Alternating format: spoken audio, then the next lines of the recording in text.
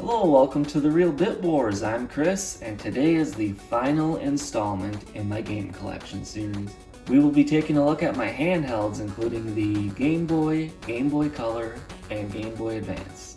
What you can see right now is the hardware I use to play this stuff. The complete in-box Game Boy Color here. That is the Japanese Super Game Boy 2 over there.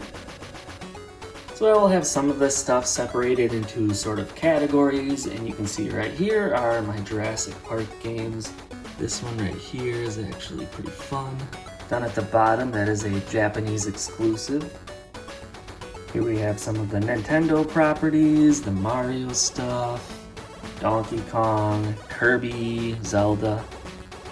There's no doubt in my mind that to this day everybody adores Star Wars. It's not the least bit divisive, and we can all agree it's just fantastic, right?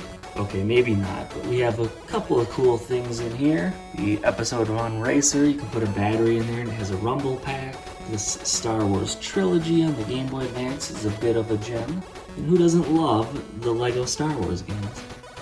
I guess we should just get this out of the way right now. I know you're dying to see the sports games once again. We have some of the kind of offshoot NBA Jam ones here. Fishing. I actually really like fishing games. Very lousy ports of the Ken Griffey games. Here we have some Konami stuff, including 3 of the Goemon games. Some Castlevania stuff in here. Crazy Racers is a pretty popular one. Here we have a few subpar Simpson games. The Itchy and Scratchy one is okay, but it's just sort of off the mark. Here are my Disney games. I can only assume this is probably the rarest version of DuckTales 2. And yeah, that is the Disney version of Doug, not the Nickelodeon one. I'm sure everyone saw this coming. Here are the Bomberman games. Bomberman GB 1 through 3, those are the Japanese versions. Mario Blast, you may not be able to see it quite, but that says Mario Blast featuring Bomberman. So yes, that is a Bomberman game. And these two games are identical, you just play as different characters in them. Here are a few run and gun style games, so I saved Lilo and Stitch, despite the fact I already showed my Disney stuff. They're very much in the vein of Metal Slug, which I have one of those right here as well. There's Gunstar Superheroes, there's some Contra games on the top, and Probotector is the PAL version of Contra. Here's some comic book related stuff. We have Batman games. Ooh, Batman Forever, everyone loves that, right? We have the Ninja Turtle stuff here. This one here is one of those Game Boy Advance videos. Puzzle platformers are one of my favorite genres of games. There's quite a few of them in this bunch here. I love the Lode Runner series. Solomon's Club is a part of that. Solomon's Key and Fire and Ice series. And we have Boxel, which was released in Japan as Sokuban, so that's just the Japanese version of it. And then I have the second one. And right here, I'd say without a doubt, my favorite Game Boy game, Burger Time Deluxe. I love that series. That's my favorite game in the entire series. And the Flintstones game next to it is actually a port of the same game, but it's awful.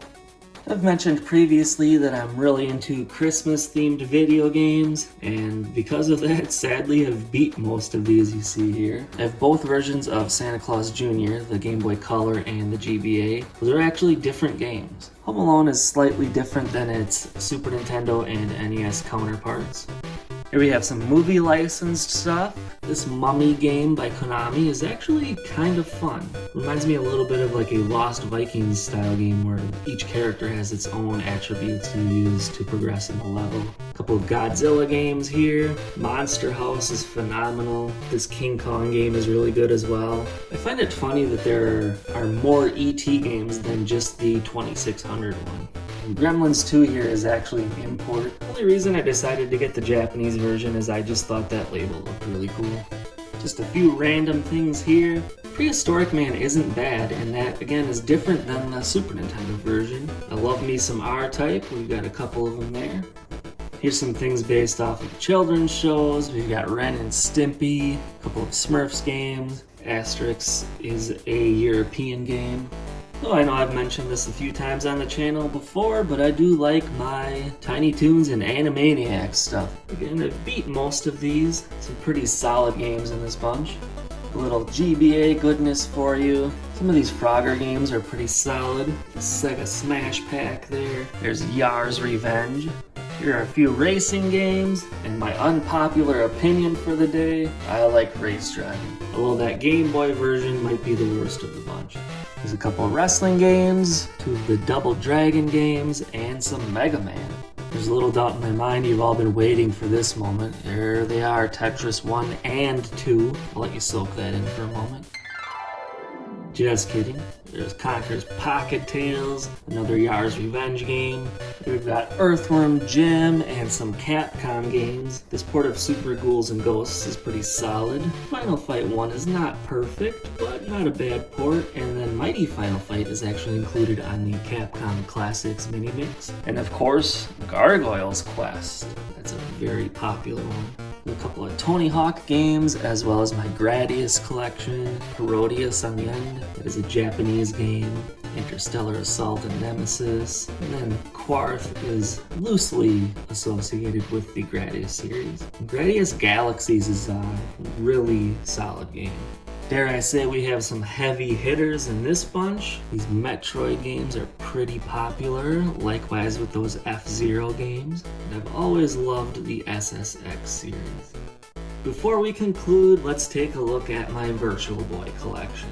Unfortunately, I do not own the console itself, but through years of collecting, I have picked up a game here and there. I wish I would have continued going after them. I do intend to get the console someday, but in more recent years, I've found myself actually passing on them and grown to regret some of those decisions because I've seen some of these for very cheap prices that I know I would never be able to pull that off today. So yeah, someday I'll get one of those and get a few more games to go along with it. But that does it for the game collection series. I really appreciate all of the positive feedback from everybody. I hope you've enjoyed watching these. I've enjoyed making them, and we're gonna go on to something new very soon here. Thank you for watching The Real Bit Wars.